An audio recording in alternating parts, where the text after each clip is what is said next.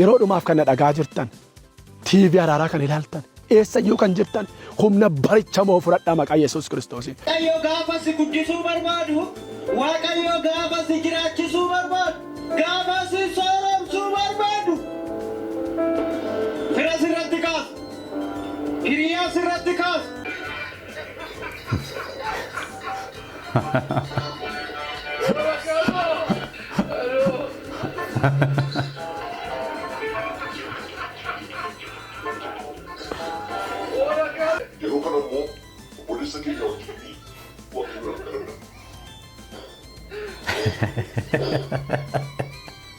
Mudannoo dhugaadha kun. Mudannoo kadhannaa. Tokkummaa obboloota gidduutti yeroo kadhannaan kadhatamu obboloota diddaniif ergaa. Akkasiin kadhannaa hin kadhanne kan godhaman. Akkasiin yeroo kadhannaaf feeramtanii kadhannaa hin kadhanne yookaan lallaba hin lallabne kan godhu maani. Akka kootti yoo yaa shamaa akkam jirtu nagaaf jaalalli waaqayyoo bakka jirtan hundumaatti isiniif haa baay'atu. Kun YouTube channel Boonsaa Addisuu Guuteetii haaraa yoo taatan subscribe gochuudhaan maatii keenyatti dabalamaa. Viidiyoowwan nuti yeroo yerootti gadhiisnu dafanii akka isin ga'aniif mallattoo bilii banaa gochuu hin dagatinaa. Viidiyoo irraa keessattis reakshinii haaraatiin dhufnee jirra. Viidiyoowwan babbareedoo ergaa garaagaraa irraa barannu macaafa qulqulluu keessatti hubannu dogoggoroota jiran irraa barannu finee babbareechinii qindeessinee dhufnee jirra. Haga xumura sagantaa keenyatti nu waliin turaan affeerraa keenya jaalalaati. Ergaa bara 2017 akka lakkoofsa Itoophiyaatti waggaa haaraa kanaan isiniin ga'e jechuu jaalannaa. Hordoftoota keenya jaallatamooni bara haaraa kanatti ergaa tokko isiniif qaba. Ergaan kiyyasii macaafa Ermiyaas raajichaa boqonnaa 29 lakkoofsa 11 irraati. Innis akkas jedha. Yaada ani isaaf qabu anatu beekaatii, innis yaada nagaati malee yaada hamaa miti. Akkasumas yaada abdiitii fi kan galgala keessaniif toludha jedha Waaqayyo. Galanni Waaqayyo gooftaa mancaatiif haa ta'u. Egaan bara haaraa bara 2017 kanatti Waaqayyo yaada haaraa akka nuuf qabu, yaada toluu fi yaada galgalli isaa gaarii ta'e akka nuuf qabu nuti dubbata.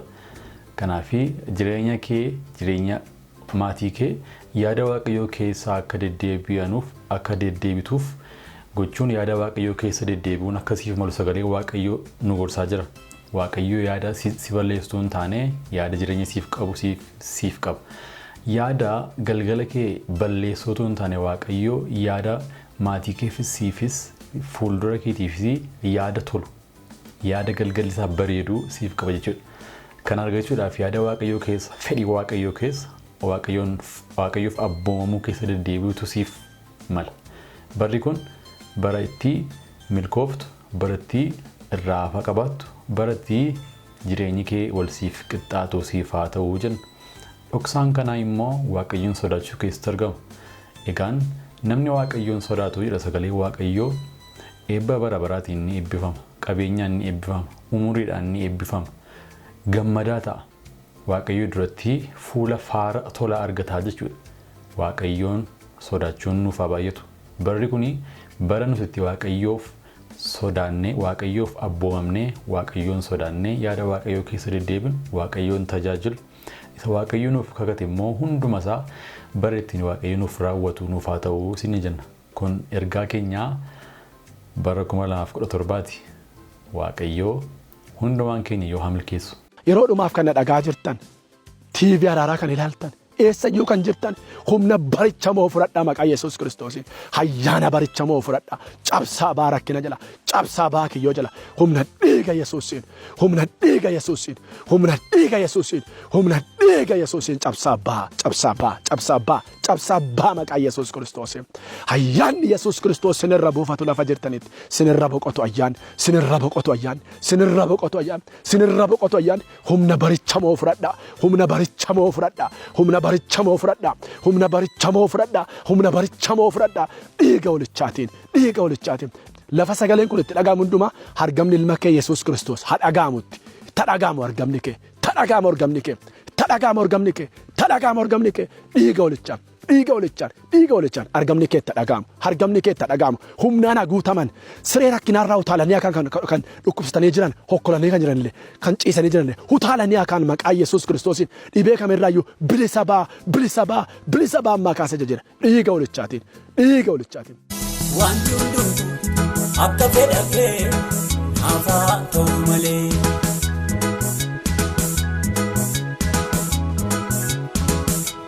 Wanti hundumtuu akka fedha kee naafaa ta'u malee wanti hundumtuu akka fedha Waaqayyoo nuuf haa ta'u.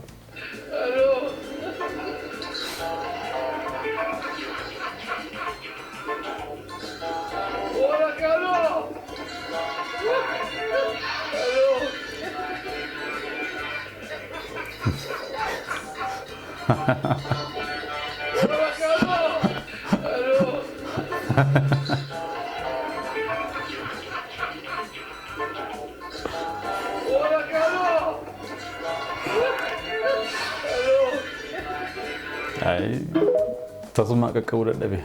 Egaa jabaadhaa gabaartoonni bara kana qormaata kutaa 10 fudhatan. Waaqayyoo jireenya keessaaf kakuu addaa qabaa, akeeka addaa qabaa, abdii kutachuun hin jiru jechuudha. Nuti warra keessumaatti kiristaanii warra nuti warri Kiristoos qabnee jiraannu warra abdii kutannu miti. Warra dabarree yaalluudha malee. Warra duubatti hin deebinedha malee jechuudha. Duubatti hin deebiinaa.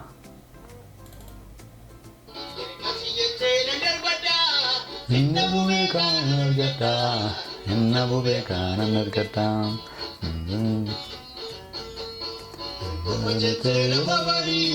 Kan kudu magari, kan ke kan namaaf garaa garii.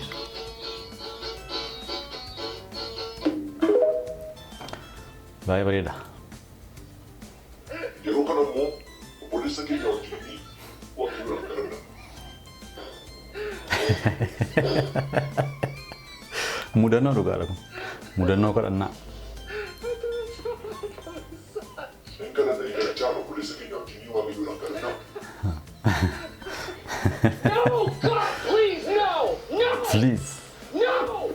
Please. Karena Coba. Untuk tiga sangka jeda karena.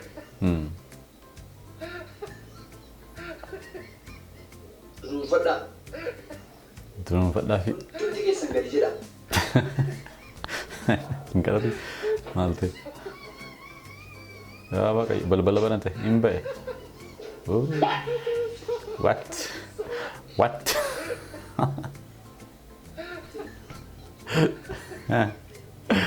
Dulu baca saya kesuka ya Rabbi.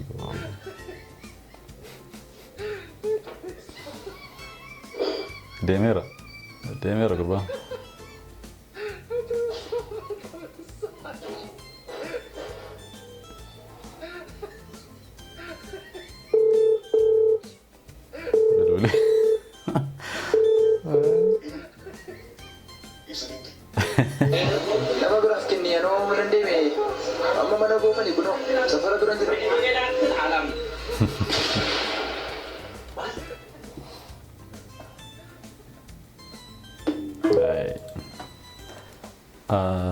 Tokkummaa buloota gidduutti yeroo kadhannaan kadhatamu buloota diddaniif ergaa.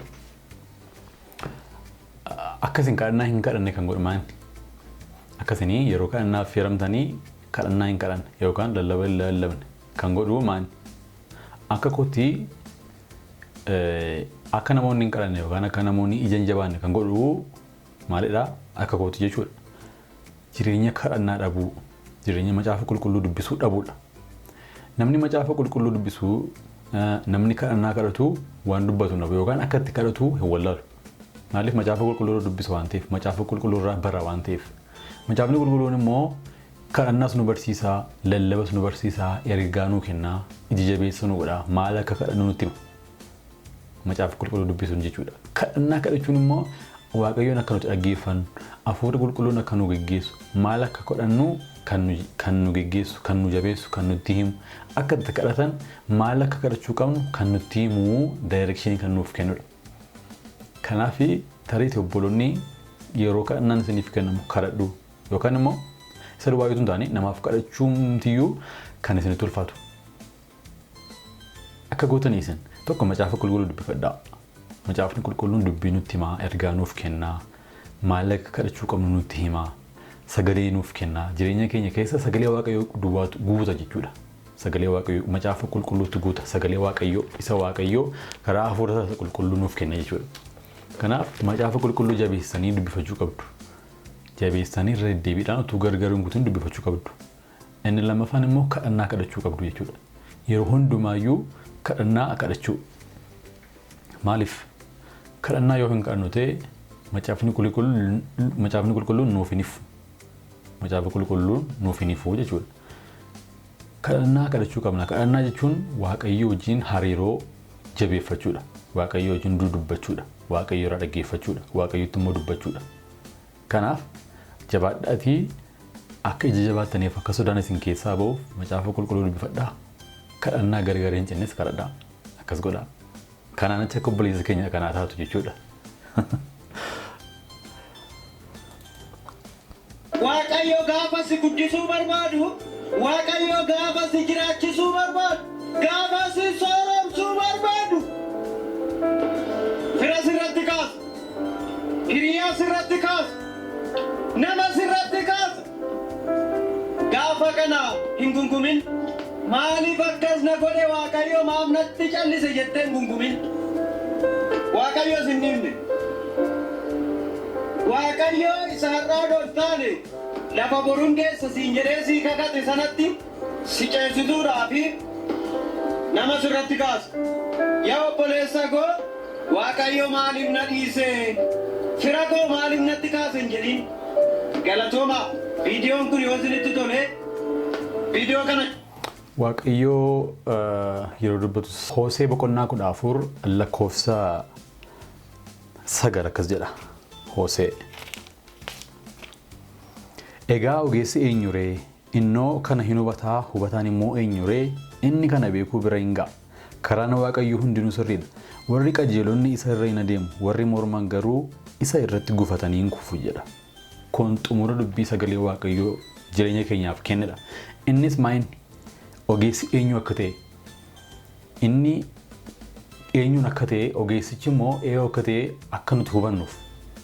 Namni ogeessi nama akkamii akka ta'e akka nuti hubannuu fi ogeessi ogeessa ta'uun eessaa akka namaaf dhufu akka nuti hubannuuf kan sagalee Waaqayyoo iddoo kanatti nutti himu. Tokko hin hubannaa, hin barraa, isa beekuu biras hin geenya. Ogeessa ta'uu biras hin geenya.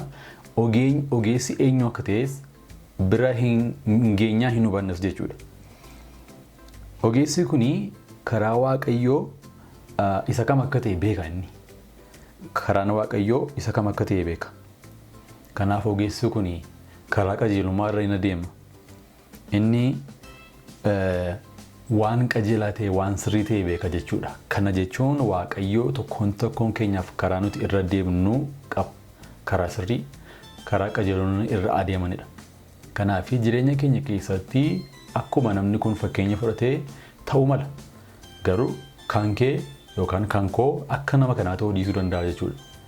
Waaqayyoo karaa mataa kee irra geggeessa waan ta'eef akka mataa keetiitti, akka jireenya keetiitti, akka siif yaadetti si geggeessa. Sagaleen Waaqayyoo Ibroota boqonnaa 13 irratti akkas jedha. Jireenya amantii keenya kan barreesse, kan jalqabee fi kan xumuru Gooftaa keenya Yesuus Kiristoosidha. Malee kan jalqabe nu miti. Kan akeeke kan proposala baaseef kan karoora baaseef nu miti jechuudha. Nuti warri Kiristoos tamanne warri lammaffaa dhalannee karaa Waaqayyoo irra nu geggeessa irra jiraanna, waan akka nuti jiraannu nuuf yaada jiraanna. Isatu nu jiraachisa jechuudha. Barreessaan jireenya keenyaa kan jireenya keenya xumurus, kan jireenya keenya jalqabee kan jireenya keenya xumurus Gooftaa keenya Yesuus Kiristoosidha jechuudha. Kanaaf nuti filannoo nuti qabnu isa qofaatti maxxannee jiraachuudha. Isa qofaa hordofuudha. Hafuura qulqulluu dhaggeeffannee deddeebi'uu qofaadha. Kanaan achi milkiin hin jiru. Waaqayyoon malee milkaa'inni hin jiru jechuudha.